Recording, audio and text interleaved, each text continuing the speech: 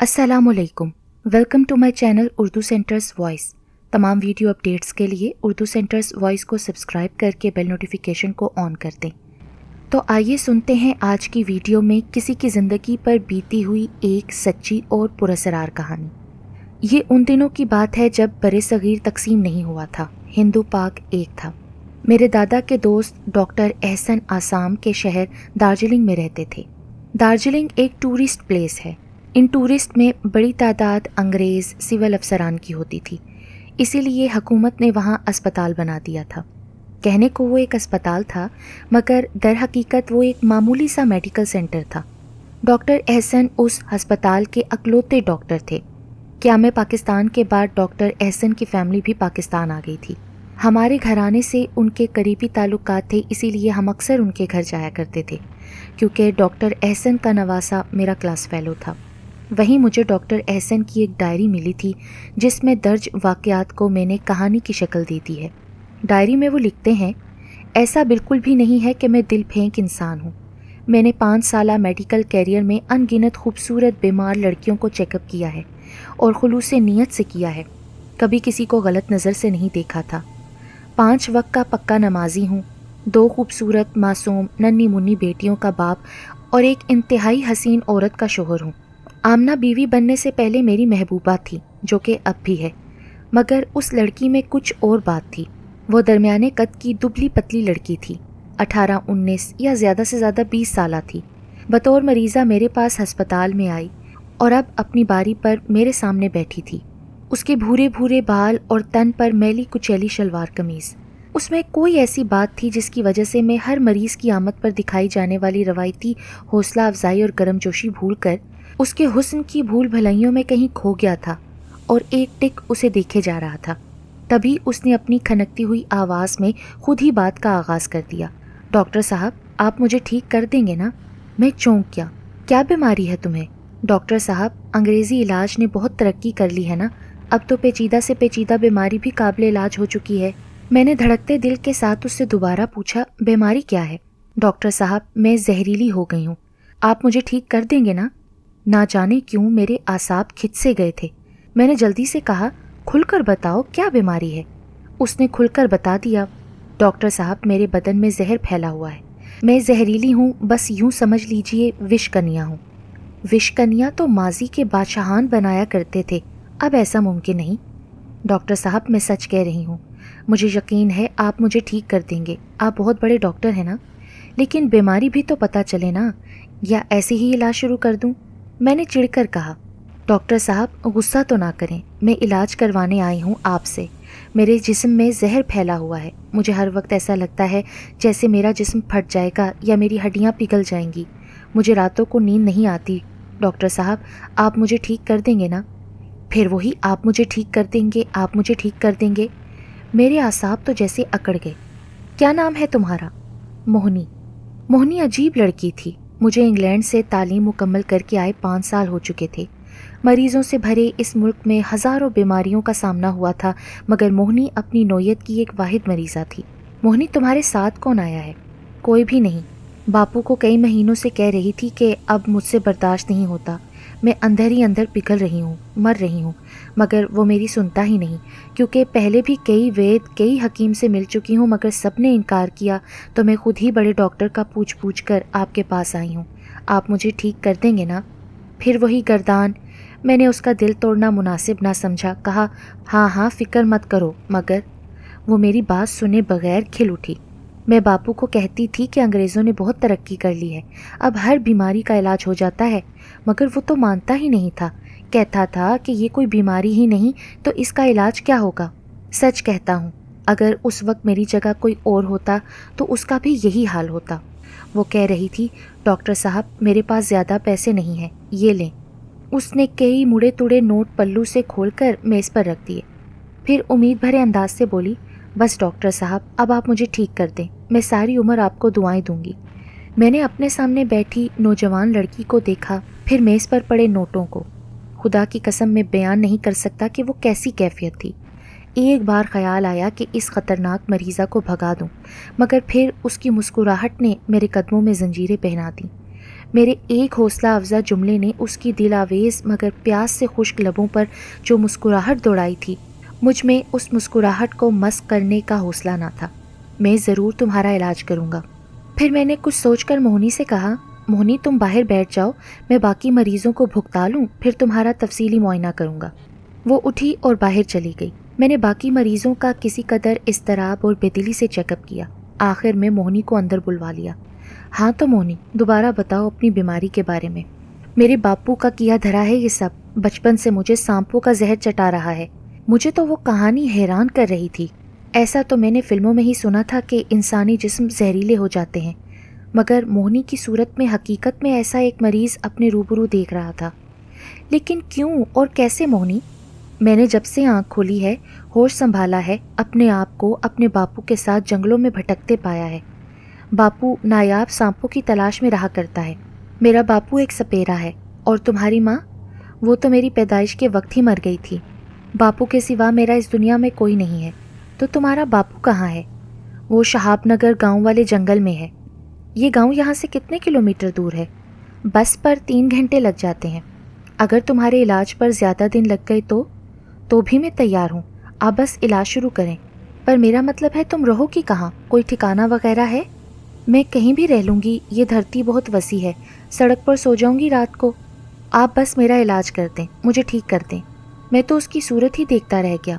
موہنی، انسانی جسم میں زہر پھیل جائے تو انسان زندہ نہیں رہتا، پھر تم کیسے زندہ ہو؟ ڈاکٹر صاحب، اگر تھوڑی تھوڑی مقدار میں زہر کسی کے جسم میں طویل عرصے تک اتارا جائے تو کوئی مرتا نہیں بلکہ زہر کا عادی ہو جاتا ہے، خون زہریلا ہو جاتا ہے، نس نس میں زہر پھیل جاتا ہے اور پھر نشہ بن جاتا ہے۔ اب تو میں کسی خطرناک ناک سے بھی اپنے آپ کو ڈسوا لوں تو مجھے کچھ نہیں ہوتا بلکہ سکون ملتا ہے۔ پھر وہ ہنسی۔ آپ مجھے نشئی کہہ لیں، لیکن میں اس نشے سے تنگ آ گئی ہوں۔ اب مجھے یوں لگتا ہے جیسے میرا جسم پھٹ جائے گا یا پانی بن کر بہہ جائے گا۔ ڈاکٹر صاحب، آپ میرا علاج کب شروع کریں گے؟ جی میں آیا کہ کہہ دوں کہ میں اس مرض کا علاج نہیں کر سکتا۔ پھر میں نے اس کی طرف دیکھا تو وہ آس بھری نگاہوں سے مجھے دیکھ رہی تھی۔ ڈاکٹر صاحب، میں ٹھیک ہو جاؤں گی نا؟ ہاں ہاں، کیوں نہیں؟ پھر جلدی علاج شروع کر دیں، کہیں میں مر ہی نہ جاؤں۔ کیا ہوا ڈاکٹر صاحب؟ کچھ نہیں، کچھ بھی نہیں، میں نے گڑبڑا کر کہا، پھر اپنی کرسی چھوڑی اور سرنج لے کر میز کا چکر کاٹ کر اس کے قریب جا کھڑا ہوا۔ اپنا بازو ننگا کرو، میں ٹیسٹ کے لیے تمہارا خون لینا چاہتا ہوں۔ اس کے جسم کے قریب جا کر مجھے محسوس ہوا کہ وہ کتنی بڑی قیامت تھی۔ جی چاہا کہ اس کے قریب سے کبھی ہٹوں ہی نہ، مگر ڈاکٹر صاحب کتنا خون؟ تھوڑا سا۔ اس نے اپنا بازو میرے سامنے کر دیا۔ میں نے اسے سوئی چبھوئی تو وہ بولی، میرا خون زہریلا ہے ڈاکٹر صاحب، اس کا ایک قطرہ بھی آپ کے ہاتھ پہ نہیں لگنا چاہیے ورنہ آپ کے بدن میں بھی زہر پھیل جائے گا۔ میں چپ رہا۔ سرنج میں خون دیکھا تو بھونچکا رہ گیا۔ خون کا رنگ سرخ ہوتا ہے مگر اس کے جسم سے جو خون سرنج میں نکلا تھا وہ گہرا کالا مگر سبزی مائل تھا۔ اب تو یقین ہو گیا تھا کہ اس کے بدن میں واقعی زہر پھیلا ہوا ہے، مگر مجھے سمجھ نہ آئی کہ اس خون کا کیا کروں، اس زہر کا کیسے معائنہ کروں۔ خون کا تجزیہ صرف کلکتے میں ہوتا ہے، تجزیہ کرا بھی لوں تو فائدہ کیا، میں اس کا علاج نہیں کر سکتا تھا۔ پھر بھی نہ جانے کیوں میں اس کو امید باندھ رہا تھا۔ کمپاؤنڈر نے جھانکا تو میں مدعا سمجھ گیا۔ راشد، تم اب جاؤ۔ چونکہ وہ مجھ جیسے انسان سے کسی غیر اخلاقی حرکت کی توقع نہیں رکھتا تھا، اسی لیے مجھے اور نوجوان موہنی کو وہ چھوڑ کر گھر چلا گیا۔ ڈاکٹر صاحب، میرا علاج اس خون سے ہوگا؟ میں نے کرسی کی پشت سے ٹیک لگائی اور کوئی جواب نہ دیا۔ اسی کشمکش میں مجھے فون کا بزر سنائی دیا۔ میں نے کریڈل سے ریسیور اٹھایا۔ آمنہ کی آواز تھی۔ ہیلو، ہاں آمنہ، مریضوں سے ابھی فارغ ہوا ہوں۔ میں نے اپنی بیوی کے ساتھ ڈنر پر جانا تھا، تیاری میں کچھ دیر لگنی تھی، اس لیے وہ مجھے جلدی آنے کا کہہ رہی تھی۔ موہنی، مجھے گھر جانا ہے، تمہارا علاج کل سے شروع ہوگا۔ ٹھیک ہے ڈاکٹر صاحب، ابھی میں جاؤں؟ کہاں جاؤ گی؟ یہیں کہیں سڑک کنارے سو جاؤں گی، صبح کا انتظار کروں گی۔ پر یہ خطرناک بات ہوگی، اکیلی لڑکی کے ساتھ کوئی بھی حادثہ ہو سکتا ہے۔ میں اسپتال باہر سے بند کر کے جا رہا ہوں، تم یہیں اندر سو جاؤ، صبح میں آ جاؤں گا، پھر دیکھیں گے، یہاں ہر سہولت موجود ہے۔ تمہیں بھوک تو لگی ہوگی نا؟ اس نے سادگی سے سر ہلایا تو میں باہر نکل گیا۔ بازار سے کچھ کھانے پینے کی چیزیں خریدیں اور موہنی کے حوالے کیا، دروازہ باہر سے بند کر کے گھر چلا آیا۔ میں نے اور آمنہ نے باہر ڈنر کیا اور ہم گھر واپس آ گئے۔ میری سوچیں بدستور موہنی میں الجھی ہوئی تھیں۔ आमना बेड पर नीम दराज थी। मेरा दिल घबरा रहा था। मैंने खिड़की के पट खोले और बाहर देखने लगा। मुझे अपने शाने पर लतीफ़ लम्स का एहसास हुआ तो मैंने मुड़कर पीछे देखा। सामने आमना खड़ी थी। आप डिनर पर भी गुमसुम थे, क्या बात है? मैं जवाब देने के बजाय आमना और मोहिनी की मुस्कुराहटों का तकाबुल करने लगा। ना जाने मैं ऐसा क्यों कर रहा था, मुझे नहीं मालूम, मगर आमना की मुस्कुराहट जो पहले मुझे बहुत दिलावेज लगती थी, आज फीकी सी लग रही थी। ऐसी मुस्कुराहट तो सिर्फ मोहिनी के पास थी जो दिल को मुट्ठी में ले ले। अगर आप मुझे असल बात नहीं बताएंगे तो मैं आपसे नाराज़ हो जाऊंगी। मैं उसके एकदम बेकशिश होते चेहरे को देख रहा था, क्योंकि मोहिनी के ताबदार हुस्न ने उसकी कशिश को ज़ायल कर दिया था। बच्चे सो गए क्या? मैंने मौजू बदला। हाँ, कुछ देर पहले। रात 12 बजे मैंने अपने पहलू में लेटी आमना को देखा जो गहरी नींद सो रही थी। बिला सोचे समझे मैं दबे कदमों कमरे से बाहर निकल आया। शब ख्वाबी ही के लिबास में अस्पताल की चाबी उठाई और गाड़ी बाहर निकाल कर अस्पताल की तरफ रवाना हो गया जो 25 मिनट की मुसाफत पर था।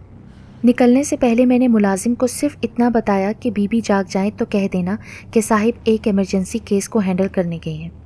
मैंने अस्पताल का दरवाज़ा खोला, लाइट जलाई। अंदर से दरवाज़ा बंद करने के बाद मैंने इधर उधर का जायज़ा लिया तो मोहिनी का होश गुम कर देने वाला सरापा दीवार के साथ कालीन पर पड़ा हुआ नजर आया। मेरे जिस्म में तो सनसनी दौड़ गई। वो जाग रही थी, सोई नहीं थी। मुझे देखकर उठ बैठी और दीवार के साथ पुश टेक कर बैठ गई। मोहिनी, तुम अभी सोई नहीं? बताया तो था आपको कि मुझे रातों को नींद नहीं आती। जिस्म में जहर सुलग रहा है, नींद कैसे आए? मैं उसके करीब गया और उसके साथ बैठ गया। वो कुछ दूर हो गई। मोहिनी, मुझसे दूर मत भागो। आप इस वक्त कैसे आए? आपने तो सुबह आना था ना। तुम्हारी याद तड़पा रही थी, नींद नहीं आ रही थी। गैर इरादी तौर पर हकीकत मेरे मुंह से फिसल गई। वो मुझे हैरत ज़दा निगाहों से देखने लगी। उसे खामोश पाकर मैंने हिम्मत जमा की और कहा, मोहिनी, मुझे तुमसे मोहब्बत हो गई है। अब मैं तुम्हारे बगैर नहीं रह सकता। वो कुछ और दूर हो गई। अपने घुटनों पर चेहरा रख कर मुझे देखने लगी। मेरे जिस्म में जहर फैला हुआ है डॉक्टर साहब। आप कैसी बातें कर रहे हैं? मैं कभी किसी मर्द के करीब नहीं जा सकती। मैं जिस चीज़ पर थूकती हूँ वो पानी बनकर बह जाती है। मैं अगर किसी इंसान को ज़ोर से पकड़ लूँ तो उसके जिस्म पर नीले रंग के छाले बन जाते हैं। डॉक्टर साहब, मैं कितनी मर्तबा आपको बता चुकी हूँ कि मेरे जिस्म में सांपों का जहर भरा हुआ है। मोहिनी, मुझे मत रोको, मुझे अपने करीब आने दो, वरना मैं मर जाऊँगा तुम्हारे बिना। वो खौफज़दा सी मुझे देख रही थी। मैंने झपट कर उसका बाजू पकड़ लिया और उसको झटके से अपने करीब करना चाहा, मगर इससे पहले उसने ज़ोरदार झटके से अपना हाथ छुड़ाया और भागकर टेबल की दूसरी तरफ चली गई। मेरे हाथों में उसके कोमल हाथ का लम्स बाकी रह गया। मेज़ की दूसरी तरफ खड़ी होकर वो हाथ जोड़कर मुझे कहने लगी, डॉक्टर साहब, आपको भगवान का वास्ता देती हूँ, अपनी जान के दुश्मन मत बने, मेरे करीब आने की गलती मत करें। आप क्यों नहीं समझ रहे कि मैं जहरीली हूँ, मैं विष कन्या हूँ। जब जज्बात गालिब आते हैं तो कुछ नज़र नहीं आता, मगर जल्द ही मेरे जज्बात को ब्रेक लग गई। मोहिनी ने दीवारों का जायज़ा लिया। घड़ियाल के साथ बल्ब के करीब एक छिपकली मौजूद थी। मोहिनी जल्दी से मेज़ पर चढ़ी और फिर उसने छिपकली पर थूक दिया। अगले ही लम्हे मैंने अजीब मंजर देखा। उसके थूकते ही वो छिपकली गाढ़ा स्याल बनकर दीवार पर बह गई। मैं दम बखुद सा मोहिनी की सूरत देखने लगा। मेरे जज्बात का नशा एकदम टूट गया। देख लिया डॉक्टर साहब, आप भी इसी तरह बह जाएंगे। अच्छा मोहिनी, तुम सो जाओ, मैं ना कल आऊँगा। मैं तेज़ी से बाहर आ गया। आमना उसी तरह सो रही थी। उसे खबर तक नहीं हुई थी कि मैं अस्पताल से होकर आ चुका था। सुबह 5 बजे आमना के उठाने पर मेरी आँख खुली।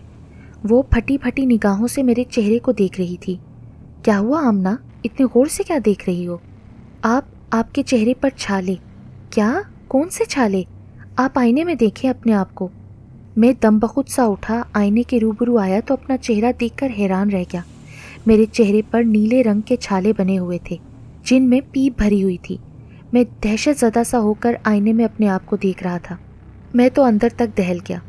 मोहिनी ने कहा था कि वो जब किसी को ज़ोर से पकड़ ले तो उसके जिस्म पर छाले बन जाते हैं। रात को मैंने ही मोहिनी को ज़ोर से पकड़ा था। मोहिनी को याद करके मैं तो और भी लरस गया। क्या मेरे जिस्म में जहर फैल गया था? ये कोई ख़ास बात नहीं है आमना, ऐसा हो जाता है। कभी कभी मरीज़ के जरासीम डॉक्टर को लग जाते हैं। ऐसे ही जरासीम के नतीजे में ये छाले बन गए हैं, मगर इसमें डरने की कोई बात नहीं, मैं ठीक हो जाऊंगा। वो तो बदस्तूर रोई जा रही थी। आमना चली गई तो मैंने वज़ू करने की बजाय कमरे को अंदर से लॉक किया, फिर अपनी शर्ट उतार दी। میرے تو جسم اور بازوؤں پر بھی کئی چھالے موجود تھے۔ میں نے آمنہ سے کہا کہ بچے جب اسکول جانے لگیں تو انہیں میرے کمرے میں مت آنے دینا، ورنہ وہ گھبرا جائیں گے کہ بابا کے منہ پر کیسے چھالے نکل آئے ہیں۔ میں نے فیصلہ کیا ہے کہ میں 2-3 روز تک گھر سے کہیں اور شفٹ ہو جاؤں۔ کیا مطلب؟ مطلب یہ کہ میں بچوں کو خوفزدہ نہیں کرنا چاہتا۔ مگر آپ رہیں گے کہاں؟ اسپتال میں سو جایا کروں گا، دن کو جب بچیاں اسکول میں ہوں گی تو میں گھر کا چکر لگا لیا کروں گا۔ آمنہ نے میری بات مان لی۔ میں اسپتال پہنچا تو موہنی مجھے روحانسی ہو کر دیکھ رہی تھی۔ میں نے آپ سے کہا تھا نا ڈاکٹر صاحب کہ مجھے ہاتھ مت لگائیں، اب نتیجہ دیکھ لیا نا، اب یہ چھالے آسانی سے آپ کی جان نہیں چھوڑیں گے۔ تم بھول رہی ہو شاید کہ میں ایک ڈاکٹر ہوں۔ وہ خاموش ہو گئی، پھر کچھ دیر بعد کہنے لگی، آپ میرا علاج شروع کریں نا۔ میں کیسے اس کا علاج کرتا؟ میں کیسے اس کی نس نس کو زہر سے پاک کرتا؟ بے بسی اور شرمندگی نے مجھ پر یلغار کر دی۔ میں اس کا علاج نہیں کر سکتا تھا تو پھر کیوں کر اسے امید دلا رہا تھا؟ آخر میں جب اسے کہوں گا کہ میں تمہارا علاج کرنے سے قاصر ہوں تو کیا اس کا دل ٹوٹ نہیں جائے گا؟ میں عجب لاچاری کے دوراہے پر کھڑا تھا۔ میں نے ملازم لڑکے کو فون کر کے کہہ دیا کہ وہ نہ آئے، پھر میں نے ایک ورق پر لکھا آج کلینک بند رہے گا، اور اسے کلینک کے دروازے پر لگا کر دروازہ اندر سے بند کر دیا۔ موہنی بےتاب ہو رہی تھی۔ ڈاکٹر صاحب میرا علاج شروع کریں اب۔ نہیں موہنی، پہلے میں اپنا علاج کروں گا، اس کے بعد تمہارا۔ ٹھیک ہے، جیسے آپ کی مرضی۔ میں نے اپنے چھالوں کو چیرا لگایا اور ان کو میں صاف کرنے لگا۔ جب میں اپنے چھالوں کی صفائی ستھرائی سے فارغ ہو گیا تو موہنی پھر مجھے کہنے لگی، میرا علاج کریں نا۔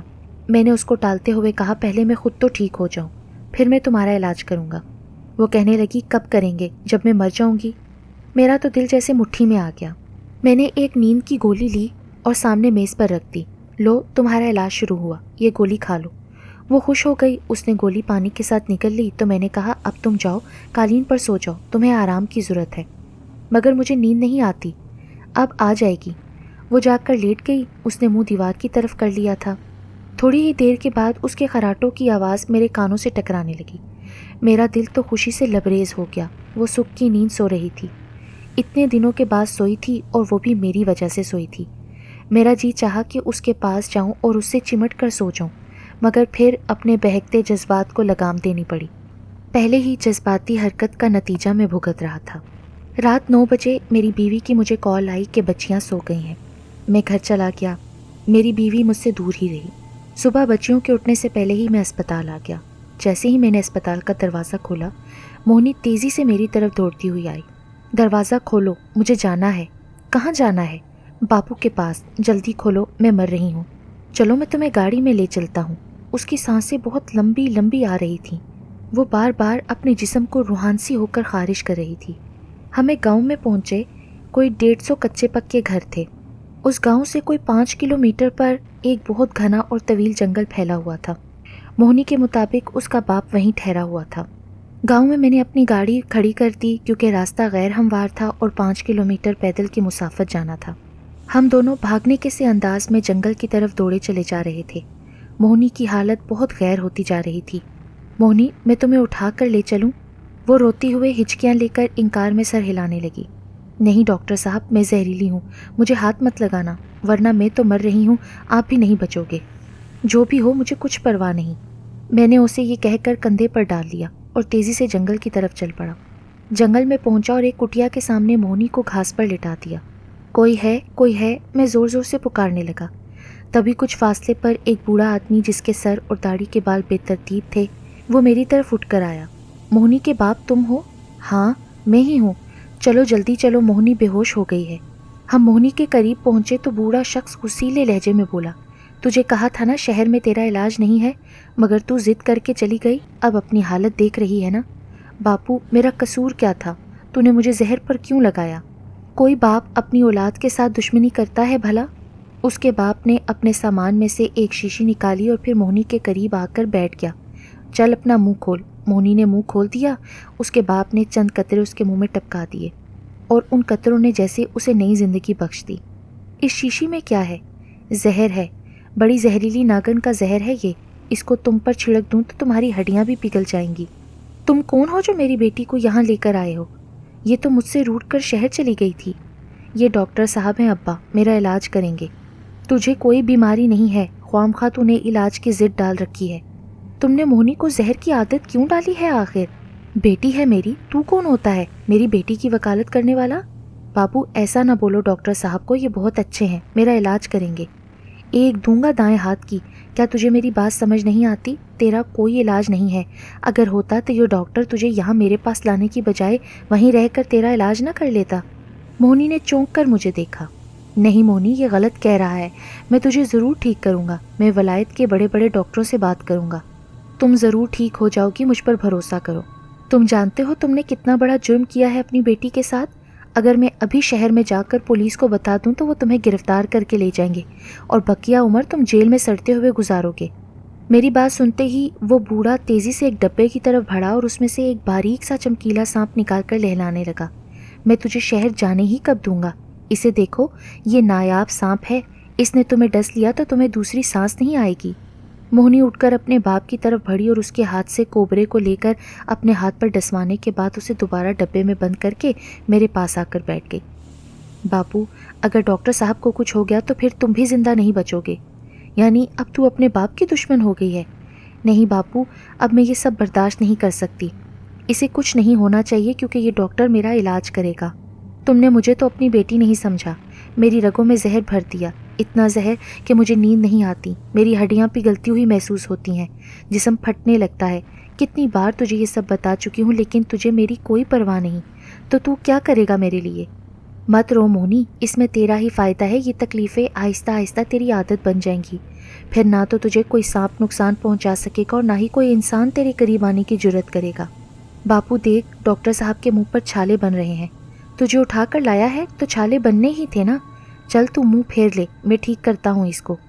मोहिनी के बापू ने मेरे जिस्म पर कोई सफ़ेद रंगत का पाउडर छिड़क दिया। हैरान कुन तौर पर 3 से 4 मिनट के अंदर अंदर छाले जिस्म से यूं गायब हो गए जैसे बने ही ना थे।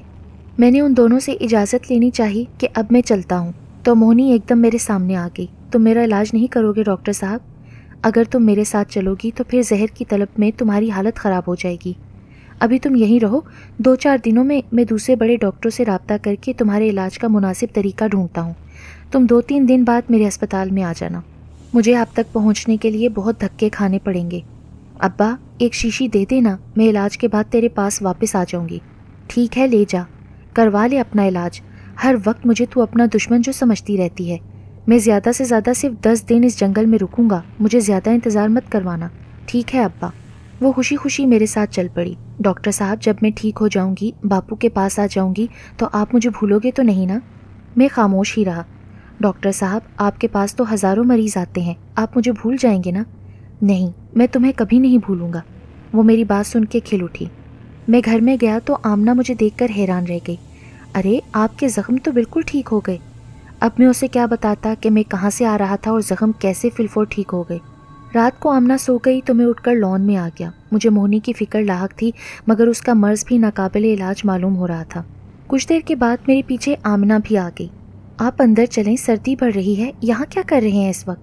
बस मुझे नींद नहीं आ रही, तुम जाकर सो जाओ, मैं अभी और टहलना चाहता हूँ। वो बहुत हसास लड़की थी, मेरे करीब आई और मेरा हाथ थाम कर बोली, इतना तो मैं जानती हूँ कि आप किसी उलझन का शिकार हैं। आप मुझे नहीं बताना चाहते, मत बताएं। शायद आप तन्हाई चाहते हैं। आप कहें तो मैं बच्चियों को लेकर अपनी अम्मी अब्बू की तरफ चली जाऊं। जब आपको हमारी ज़रूरत महसूस हो तो बुला लीजिएगा। ऐसा तुमने क्यों सोचा? क्योंकि मुझे ऐसा ही महसूस हुआ है। ऐसा कुछ नहीं है, तुम अपना दिल साफ रखो। वो वफाशार, मोहब्बत करने वाली बीवी थी। मैं उसको परेशान नहीं करना चाहता था, इसलिए मैं उसको लेकर अपने बेडरूम में आ गया। वो मेरी आगोश में आकर थोड़ी ही देर बाद सो गई और मैं ये सोचता रहा कि क्या मैं कभी मोहिनी को ठीक कर पाऊँगा। दूसरे रोज़ मैं अस्पताल गया, मोहिनी को नाश्ता दिया और उसको नींद की गोली भी दी। वो अस्पताल के उस पोर्शन में चली गई जहाँ मैं कभी कभार फुर्सत में आराम किया करता था। 2 बजे तक मैं मुसलसल मरीज़ों का चेकअप करता रहा। कुछ फरागत हुई तो मोहिनी के पास चला गया। वो पुरसकून माहौल में आराम महसूस कर रही थी। मुझे देखा तो मुस्कुराने लगी। तुम मुस्कुराती हुई बहुत अच्छी लगती हो। अब कैसा महसूस कर रही हो? ठीक। क्या तुम्हें पता है कि तुम बहुत खूबसूरत हो? वो तो मेरी बात सुन के गुलनार हो गई। रगों में जहर भरा था तो क्या हुआ, थी तो गोश्त पोस की लड़की ना। जज्बात तो उसके सीने में भी पिनपते थे। तुमने जवाब नहीं दिया। आप कह रहे हैं तो मान लेती हूँ। मैं दोबारा वापस जाने के लिए कदम बढ़ाने लगा तो मोहिनी की आवाज़ आई, डॉक्टर साहब, ये तो बताते जाएं कि मैं कब तक ठीक हो जाऊंगी। अल्लाह ने चाहा तो तुम बहुत जल्दी ठीक हो जाओगी। ये तो वो जवाब था जो हर डॉक्टर तकरीबन अपने हर मरीज को देता है। मैं जाकर अपने कमरे में बैठ गया। मेरे इर्द गिर्द लातादाद सवालात झूल रहे थे। मैं मोहिनी का इलाज नहीं कर सकता था, फिर उसे अपने पास क्यों रखा हुआ था? मैं उसकी रगों में मौजूद जहर को उसके खून से अलग नहीं कर सकता था, फिर उसे क्यों उम्मीद दिखा रहा था? मैं उसे मौत के मुंह में जाने से नहीं रोक सकता था, तो फिर उसे ज़िंदगी की लताफतों की तरफ क्यों बुला रहा था, जबकि उसे हाथ लगाने में भी खतरा था। गोया वो मेरे किसी काम की ना थी, फिर भी उसे क्यों चाह रहा था? क्यों क्यों क्यों? मैंने सोच विचार के बाद फैसला किया कि आइंदा मोहिनी से पेशा वराना अंदाज में पेश आने की ही कोशिश करूँगा।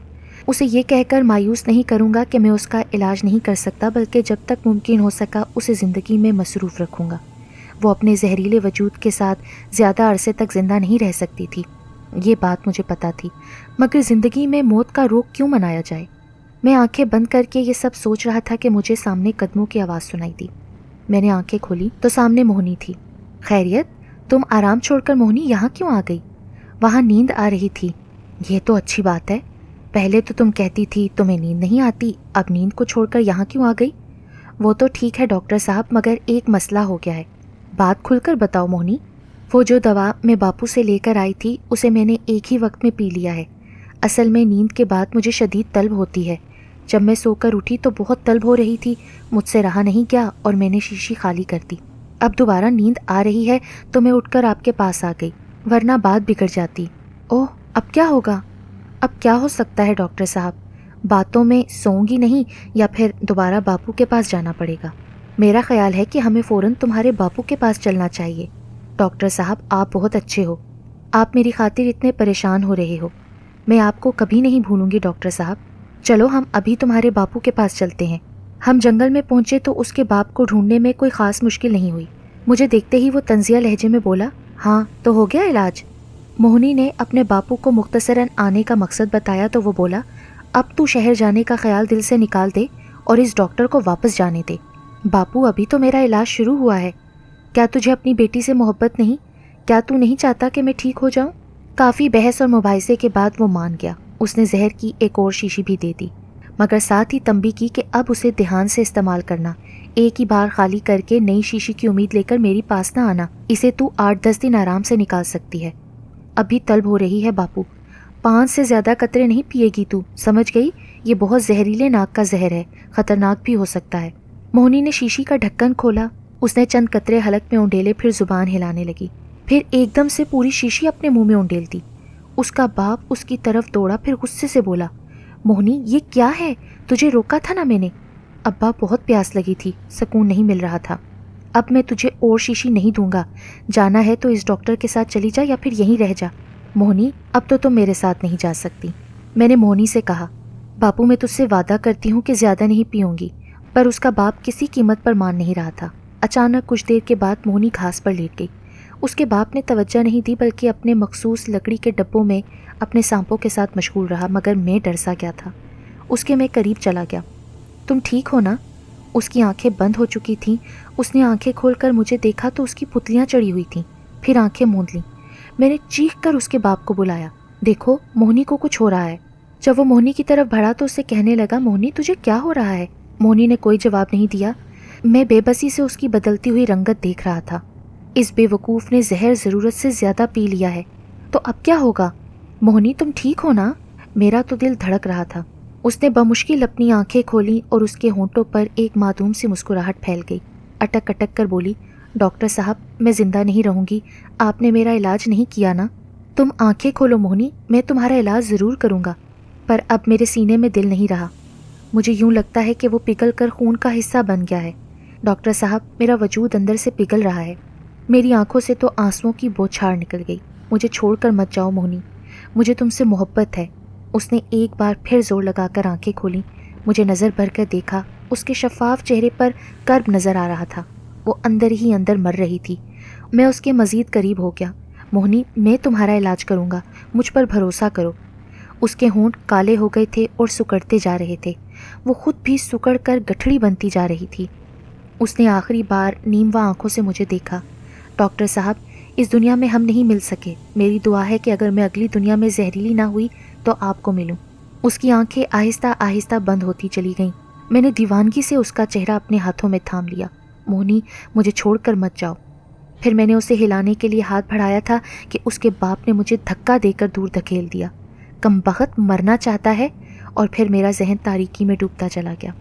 جب مجھے ہوش آیا تو میں لباس کی قید سے آزاد گھاس پر لیٹا ہوا تھا۔ میرے پورے جسم پر سفید پاؤڈر چھڑکا گیا تھا اور حلق میں کسی عجیب ذائقے والی دوا کا پتہ چل رہا تھا۔ کچھ فاصلے پر موہنی کا باپ اپنے سامان کی گٹھڑی کے پاس سوگوار انداز میں سر کو تھامے بیٹھا تھا۔ ہوش کے آتے ہی میں چیخا، موہنی کہاں ہے؟ اس نے ایک طرف اشارہ کیا تو میں سامنے کا دلدوز منظر دیکھ کر چیخ پڑا، نہیں موہنی نہیں۔ کچھ فاصلے پر موہنی کا لباس اور ہڈیوں کا پنجر دیکھ کر میں دھاڑے مار مار کر رو رہا تھا۔ وہ پانی بن کر بہہ گئی تھی۔ کافی دیر تک میں سسک سسک کر روتا رہا۔ اس کا باپ بتا رہا تھا، مجھے پہلے ہی یقین ہو گیا تھا کہ وہ اب نہیں بچے گی۔ اس نے زہر کی پوری شیشی نگل لی تھی۔ تم نے اس کو ہاتھ لگا کر بہت بڑی بے وقوفی کی۔ اگر میں تمہارے منہ میں تریاک نہ ڈالتا اور تمہارے وجود پر پاؤڈر نہ چھڑکتا تو اب تمہارا بھی ہڈیوں کا ڈھانچہ ہی رہ جاتا۔ میں نے لپک کر اس کا گریبان پکڑ لیا۔ اسے تم نے مارا ہے؟ بیٹھ جاؤ، میں تمہیں ایک قصہ سناتا ہوں۔ تمہاری بیٹی مر گئی ہے اور تم قصے کہانیوں کی بات کر رہے ہو؟ سنو گے تو سمجھو گے۔ آج سے 20 سال پہلے کی بات ہے، میں اور راجن جنگل جنگل گھومتے تھے۔ ہم دونوں سپیرے تھے، مگر راجن میری زندگی میں خوشیوں کا پیغام بن کر آئی تھی۔ سانپوں کے بارے میں وہ مجھ سے زیادہ علم رکھتی تھی کیونکہ وہ ایک نامی گرامی جوگی کی بیٹی تھی۔ ایک دفعہ ہم دونوں ایک جنگل میں موجود تھے کہ کچھ سیر سپاٹے پر آنے والوں نے ہمیں دیکھ لیا۔ راجن بہت خوبصورت تھی۔ وہ لوگ جو سیر سپاٹے پر آئے بہت غلط لوگ تھے۔ وہ ہمارے قریب آئے، انہوں نے مجھے ایک درخت کے ساتھ باندھ دیا اور راجن پر بھوکے کتوں کی طرح پل پڑے۔ انہوں نے اس بات کا بھی خیال نہیں کیا کہ راجن ان دنوں ماں بننے والی تھی۔ وہ تعداد میں 5 تھے۔ 5 نے باری باری اس کی عزت لوٹی اور پھر فرار ہو گئے۔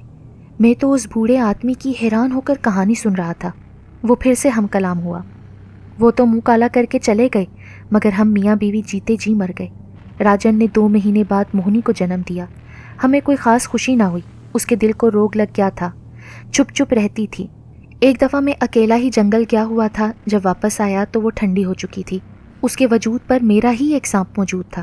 مجھے یقین ہے کہ وہ سانپ اس نے خود چھوڑا ہوگا کیونکہ وہ جینا نہیں چاہتی تھی۔ وہ تو چلی گئی، مگر میں نے ایک فیصلہ کر لیا۔ میں نے موہنی کی پرورش شروع کی۔ جب یہ 5 سال کی ہوئی تو میں نے پہلی مرتبہ اس کے جسم میں تھوڑا سا زہر اتارا۔ پھر یہ آہستہ آہستہ عادی ہوتی گئی۔ اب کچھ سالوں سے یہ زیادہ زہر کی ضد کرنے لگی تھی، جس پر میں پچھتانے لگا کہ میں نے اس کو کیوں اتنا زہریلا بنا دیا۔ پھر میں سوچتا تھا کہ ٹھیک ہی کیا، وہ بھی اپنی ماں کی طرح خوبصورت تھی۔ کوئی اس کی عزت لوٹنے کی کوشش کرتا تو مزہ بھی چکھتا، تڑپ تڑپ کر مر جاتا۔ بات سمجھ میں آ گئی تھی کہ وہ کیوں اپنی بیٹی کے جسم میں زہر اتارتا رہا تھا۔ رات پر پھیلانے لگی تھی۔ میرا دل گھبرا گیا تھا۔ میں چپ چاپ اٹھا اور جنگل سے نکل کر گاؤں کی طرف چل پڑا، جہاں میری کار کھڑی تھی۔ میں جلد از جلد اپنی خوبصورت بیوی آمنہ کے پاس پہنچنا چاہتا تھا۔ اپنی بیٹیوں کو سینے سے لگا کر موہنی کو بھول جانا چاہتا تھا۔ بل کھاتی پگڈنڈی پر سر جھکا کر نم آنکھوں کے ساتھ چلتے ہوئے مجھے یوں لگا جیسے موہنی بھی میرے ساتھ چل رہی تھی۔ وہ کہہ رہی تھی، ڈاکٹر صاحب، میں آپ کو کبھی نہیں بھولوں گی، آپ بھی مجھے نہیں بھلائیں گے نا؟ میں نے گھبرا کر اپنے دائیں بائیں دیکھا، وہ کہیں نہیں تھی۔ پھر میں نے رک کر پیچھے جنگل کی طرف دیکھا، شاید اب وہ وہاں بھی نہیں تھی۔